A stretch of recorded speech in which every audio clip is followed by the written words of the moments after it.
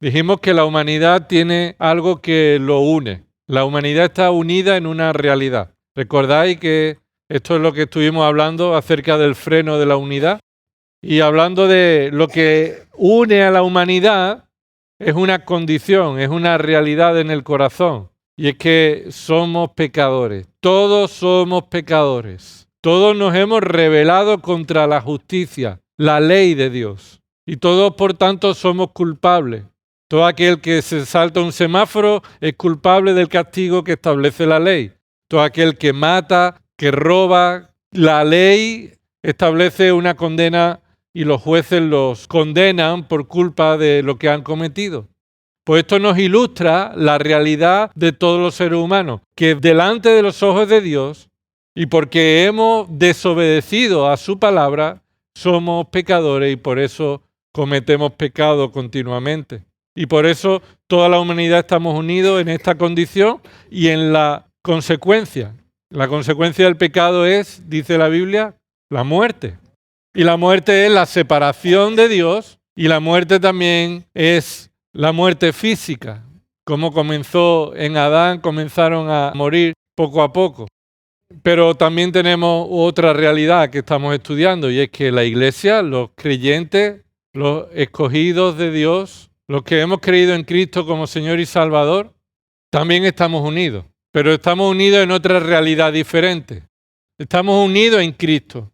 Su sangre nos ha limpiado de pecado y ya hemos sido declarados justos delante de Dios. Estamos unidos por la obra del Espíritu Santo. Estamos unidos en un mismo cuerpo, estamos unidos en una misma fe. Estamos unidos en el bautismo en el nombre del Padre, del Hijo y del Espíritu Santo, no cuando nacen los bebés.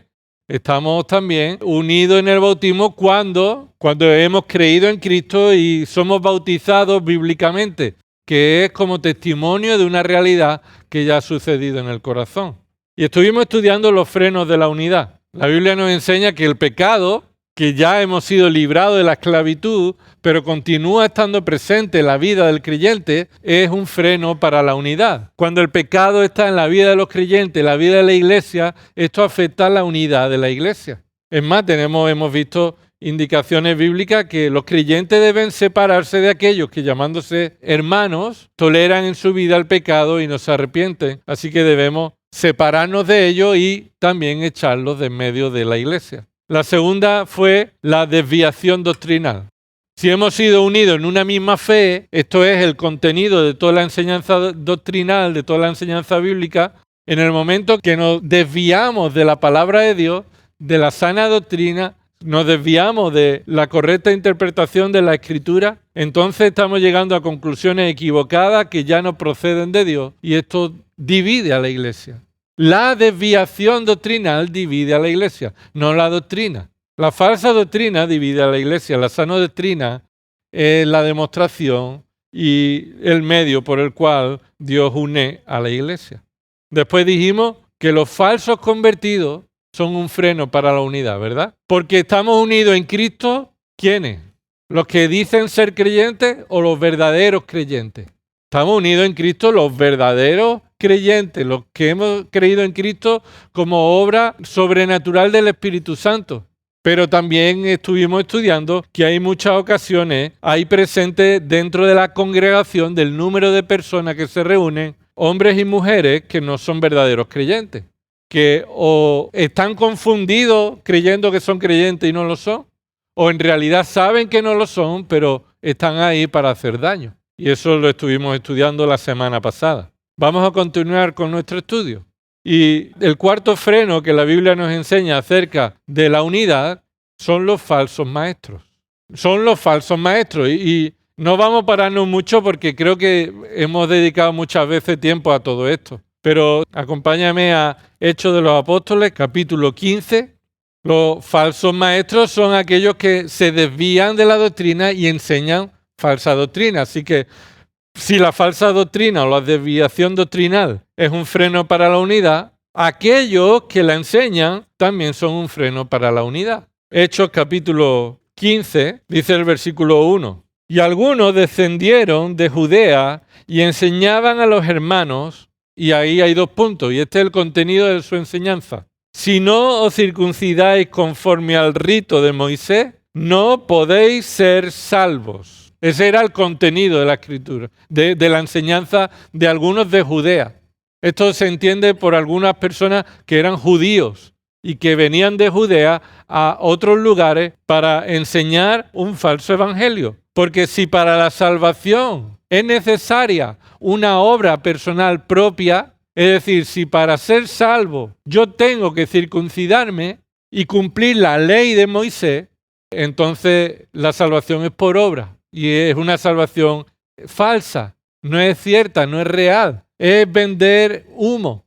Entonces, fíjate lo que sucede. Versículo 2, como Pablo y Bernabé tuvieran gran disensión y debate con ellos, los hermanos determinaron que Pablo y Bernabé y algunos otros de ellos subieran a Jerusalén a los apóstoles y a los ancianos para tratar esta cuestión. Y observa un detalle. Pablo y Bernabé estaban allí predicando el evangelio y llegan estos de Judea y enseñan un falso evangelio. ¿Qué hace Pablo y Bernabé? La responsabilidad de todo creyente es confrontar la falsa doctrina y comienzan a discutir con estos falsos maestros. Y observa que esto ha causado división en la iglesia. Esto ha causado división en la iglesia. Aún Pablo no puede evitar los efectos que traen los falsos maestros. Porque mira lo que dice el texto. Y como hubo, es decir, lo que te está diciendo es la razón por la que algo va a suceder. ¿Y qué es lo que sucede?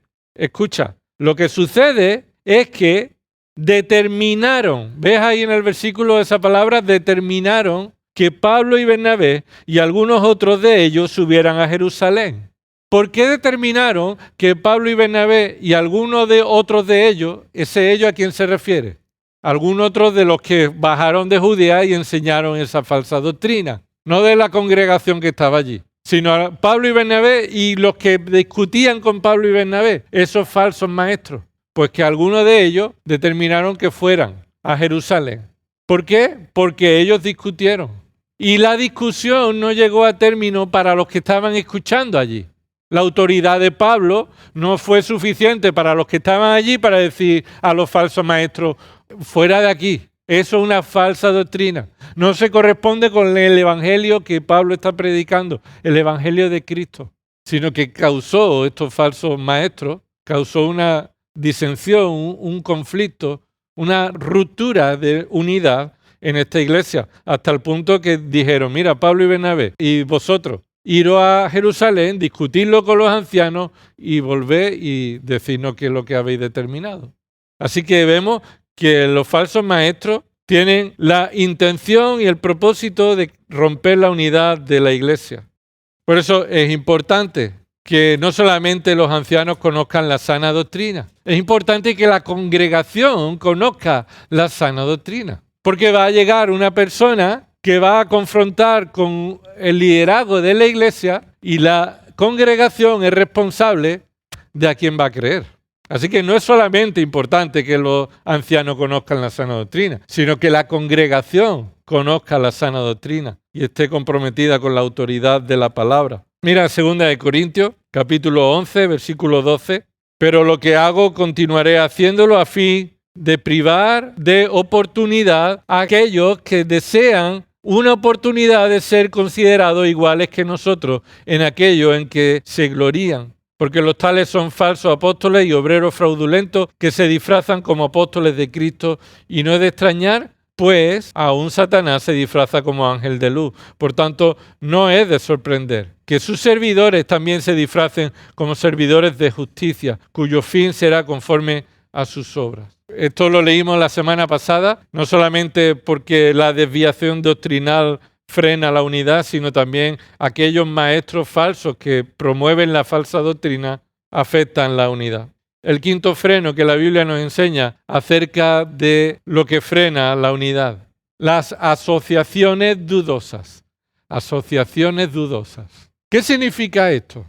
Bueno, esto podría venir, si te das cuenta, como un elemento lógico, como un pensamiento que viene como consecuencia de lo que hemos dicho antes. Es decir, si la sana doctrina es lo que el Señor ha usado para unirnos en Cristo, Si la desviación doctrinal es freno de la unidad, si los falsos convertidos y los falsos maestros es freno de la unidad, entonces, si tú te asocias con alguien que no debes asociarte, estás haciendo que la unidad se vea frenada. Si tú no sabes con quién debes asociarte, entonces vas a estar expuesto al freno de la unidad, porque vas a dar pie a que personas con falsa doctrina o personas que no son verdaderamente creyentes sean asociados contigo en una relación de unidad que no existe espiritualmente. Una iglesia que no tiene claro cuál debe ser su relación con los demás es una iglesia que no tiene unidad, sino que está abierta a unirse con cualquiera. No con quien está verdaderamente unido espiritualmente, sino con cualquiera. Míralo, por ejemplo, aquí en 2 Corintios capítulo 6. 2 Corintios capítulo 6, versículo 14. Un mandato y un versículo muy claro, muy conocido. No estéis unidos en yugo desigual con los incrédulos. Pues, ¿qué asociación tiene la justicia y la iniquidad? Respuesta, no está ahí, pero ¿cuál es la respuesta? ¿Tú que la lees? Ninguna. Y la segunda pregunta, ¿o qué comunión la luz con las tinieblas? Respuesta, ninguna comunión. Y continúa diciendo, versículo 15, ¿o qué armonía tiene Cristo con Belial? Esto es con Satanás. ¿Qué armonía tienen ellos dos? Absolutamente ninguna. Ha llegado la comparación a un punto de comparar a Cristo con Satanás. Porque el contexto habla de la relación de los creyentes con otros que practicaban la idolatría, el paganismo, y por relacionarse con ellos eran tolerantes en su relación religiosa. E iban a comer con ellos con carne sacrificada a los ídolos, se relacionaban con ellos con una tolerancia, se asociaban con quien no debían. Había dudas, o por lo menos había un error en su asociación.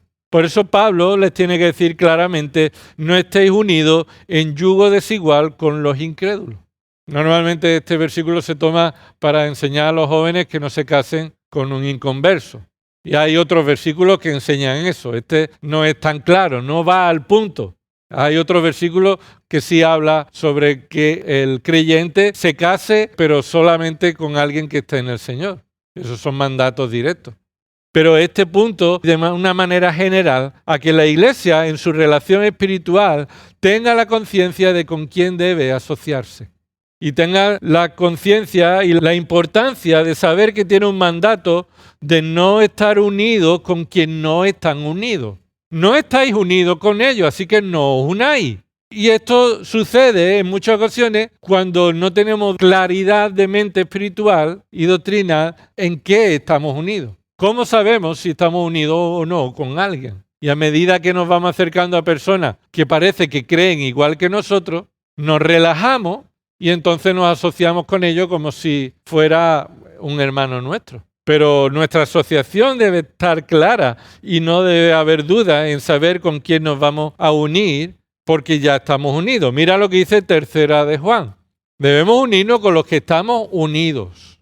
Y ya lo hemos visto en Efesios 4, que es lo que nos ha unido. Y esa debe ser la claridad que defina y describa en qué estamos unidos.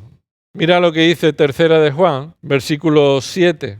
Vamos a leer desde el versículo 2. Amado, ruego que seas prosperado en todo, así como prospera tu alma, y que tengas buena salud. Pues me alegré mucho cuando algunos hermanos vinieron y dieron testimonio de tu verdad, esto es, de cómo andas en la verdad. No tengo mayor gozo que este, oír que mis hijos andan en la verdad. Amado, estás obrando fielmente en lo que haces por los hermanos y sobre todo cuando se trata de extraños. Y se refiere a hermanos extraños. Es decir, hermanos que no están normalmente entre nosotros, sino que vienen de otro lugar. Un hermano. Y mira lo que continúa diciendo. Versículo 6. Pues ellos, ¿y ellos quién son? Los hermanos extraños. Ellos dan testimonio de tu amor ante la iglesia. Es decir, estos hermanos extraños vienen aquí y este hermano Gallo, que lo dice en el versículo 1, los trata a ellos con amor, no solamente a los de la congregación, sino a los hermanos que vienen de fuera.